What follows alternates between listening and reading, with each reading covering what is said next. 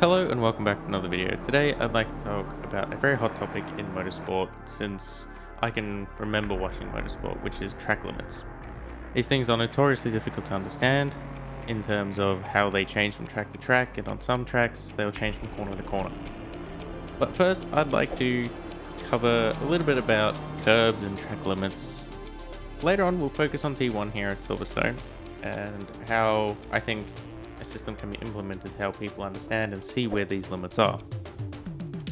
Firstly though, tracks vary in their layouts, and the way that corners are put together and the sequence that they are will influence how people want to take them, the desired line through them. And curbs have been used to prevent people from going to certain sections. It also helps drivers to get more speed and grip up through certain corners, get rotation, and varying combinations of curbs are used to prevent drivers to go onto other sections around the track or even parts of the tarmac, which would otherwise increase lap times.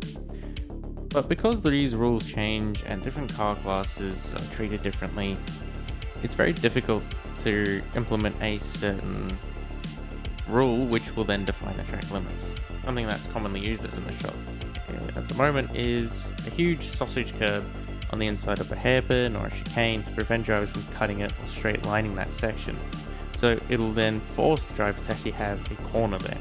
If they cut across those sausage curbs, they'll lose a lot of time, or they'll basically break their car, or both happen at the same time. So it's all about forcing people to stay to the quote-unquote track.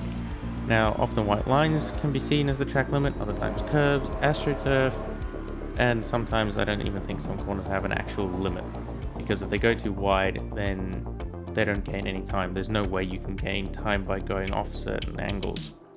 So that makes it very confusing, and when you're learning a track, when you look at a track, it's not easy to see, oh, okay, this would be the natural limit, or this is what people would define as the limit. Coming back to T1 at Silverstone, the corner exit, I'd say, is a big action area for invalidating laps, because you're pushing as hard as you can to get as much speed around there. I mean, F1 cars take this flat, but even they need to push the limits to get as much speed as possible.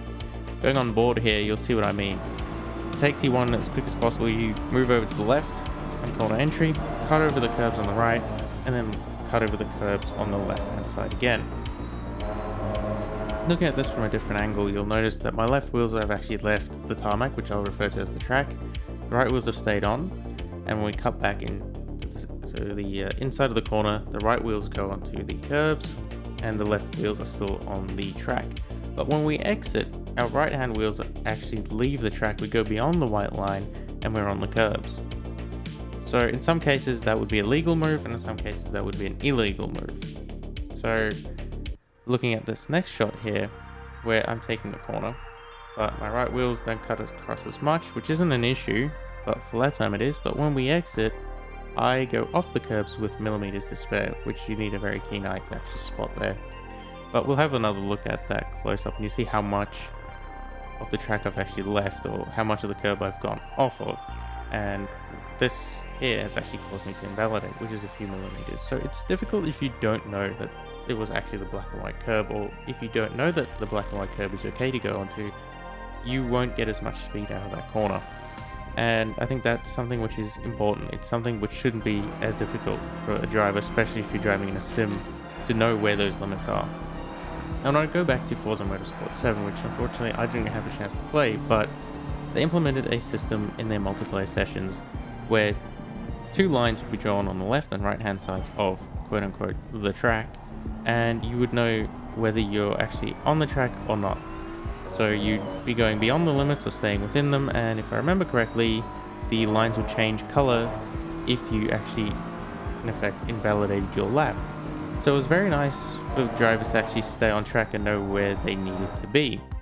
Irrespective of what class or how those rules were implemented, I think it was a clever system. And in the background here, you'll see a mock-up of what I've created, which I think should be a feature where you can toggle on and off the track limits overlay, even if this is just in hotlap mode or some form of time attack. So in that, you'll be able to go into the free cam, toggle that overlay on and off as much as you'd like, and you can have a look at the whole track, and you can see where those limits are for that sim or simcade game. And I understand these rules change, but in Sims, I don't find them changing that often. They are hard and set, even if the real life rules change a little bit here and there, between races, between seasons. The Sims tend to stay a little bit more consistent. We already have systems that tell us whether we've invalidated our laps. So why can't we build on top of that? Even if it's a video clip that you're allowed to watch while you're in the sim that will just show you these overlays, or if it is some photographs of certain key corners that you'd be able to notice where those limits are with a nice green and red overlay or something. I think this is something that would allow drivers to push better lap times. It would improve driving because people would know where the track limits are. Anyway, let me know your thoughts on implementing such a system. Do you think it's needed? Let me know in the comment section. And I'd just like to thank you for watching. Until next time, cheers.